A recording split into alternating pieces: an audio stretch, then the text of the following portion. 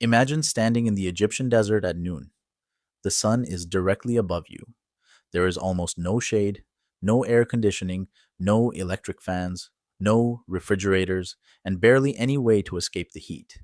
Yet thousands of years ago, people built massive cities, worked under the sun, traveled across the desert, and somehow survived one of the hottest environments on Earth. So, how? How did ancient Egyptians survive the desert heat without modern technology? The surprising answer is they didn't try to fight the heat. They learned how to live with it. And some of the tricks they used were surprisingly intelligent. The first thing ancient Egyptians understood was that sunlight was the enemy, so they designed their lives around avoiding it. During the hottest part of the day, people could reduce outdoor activity and stay inside buildings. And their homes were designed to stay cooler than the world outside. Many houses used thick walls made from mudbrick. These walls were more than just strong. They could slow down how quickly the outside heat reached the interior. During the blazing daytime, the walls helped keep indoor spaces relatively cooler. And at night, when the desert temperature dropped, the buildings could release some of that stored heat. It wasn't air conditioning, but it was passive cooling, using the physics of the desert itself. And then there was shade. Today, shade might seem like a small thing. In the Egyptian desert, shade could be the difference between comfort and dangerous heat. Ancient Egyptians used covered areas, roof spaces, courtyards, and architectural layouts to reduce direct exposure to the sun. Instead of allowing sunlight to hit every surface all day, they controlled where the sunlight could enter. This created cooler areas where people could rest, work, and escape the worst of the heat. And there's another fascinating detail. Many traditional Egyptian houses were built around courtyards. A courtyard could create an open space with shade during parts of the day, while allowing air to move through the building. The architecture itself became part of the cooling system. But surviving desert heat wasn't only about buildings, it was also about clothing. You might imagine that people living in extreme heat would wear as little clothing as possible. But that's not always the best strategy. Ancient Egyptians often wore loose, lightweight garments. These clothes could protect the skin from intense sunlight while allowing air to move around the body. And protecting the skin had another advantage. Less direct sunlight meant less heat hitting the body. So instead of simply exposing themselves to the sun, they used clothing as a form of protection. Think of it like wearing your own portable shade. But there was an even bigger problem: water.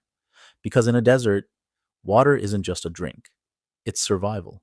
The Nile was the center of Egyptian civilization, and access to water shaped where people lived, worked, and traveled. The river provided an enormous advantage, but outside the Nile Valley, the environment became much harsher. Traveling through the desert required planning. People had to know where water sources were, how long a journey would take, and how much water and food they needed. A mistake could become deadly, and this is where experience mattered. People who understood the landscape could recognize routes, water sources, and signs of changing conditions. The desert wasn't empty, it was a landscape that had to be understood. And then there was timing. This may have been one of the simplest survival strategies of all. Don't fight the hottest part of the day. If you have ever walked outside during extreme heat, you already understand the basic idea. Moving in the early morning or later in the day can be much easier than traveling under the strongest midday sun. Ancient people didn't have weather apps telling them the temperature, but they had something else: experience. They knew when the sun was strongest, they knew how their bodies responded to heat, and they learned when to work, when to rest, and when to seek shade. Survival knowledge was passed from one generation to another.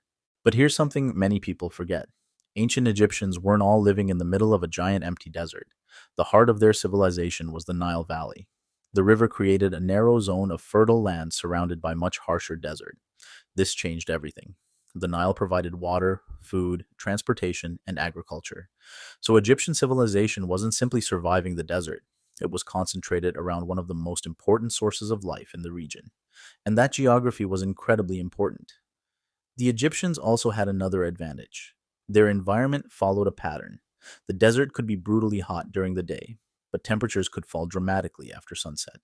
That large difference between day and night created opportunities. Buildings could cool during the night, people could rest during cooler periods, and activities could be planned around the daily temperature cycle. Instead of trying to maintain the same temperature all day, they adapted their lifestyle to the natural rhythm of the environment. And perhaps the most important lesson was that survival wasn't based on one magical invention. There was no ancient Egyptian air conditioner, no secret machine, no single trick that made the heat disappear. It was a system: architecture, clothing, shade, water, timing, geography, and generations of experience. Each one helped a little. Together, they made life in an extreme environment possible. And that's what makes ancient Egypt so fascinating. When we look at the pyramids, the temples, and the enormous monuments, we often imagine the incredible engineering required to build them. But there's another achievement hiding in plain sight. The people who built those monuments also had to survive the environment around them. They had to understand the sun. They had to understand water. They had to understand their buildings. And they had to understand their own bodies. Because thousands of years before air conditioning, ancient Egyptians had already discovered something incredibly important. You don't always survive extreme environments by controlling nature. Sometimes you survive by understanding it. And perhaps that's the real secret behind how ancient Egyptians survived the desert heat. Not technology, not luck, adaptation. If you enjoyed this journey into ancient Egypt, subscribe, because history is full of survival secrets that modern technology has made us forget.